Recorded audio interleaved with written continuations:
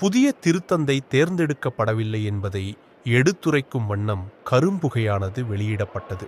மே 7 புதன்கிழமை கூடிய கான்கிளேவ் அவையின் முதல் வாக்குப்பதிவில் புதிய திருத்தந்தை தேர்ந்தெடுக்கப்படவில்லை என்பதை எடுத்துரைக்கும் வண்ணம் கரும்புகையானது வெளியிடப்பட்டது.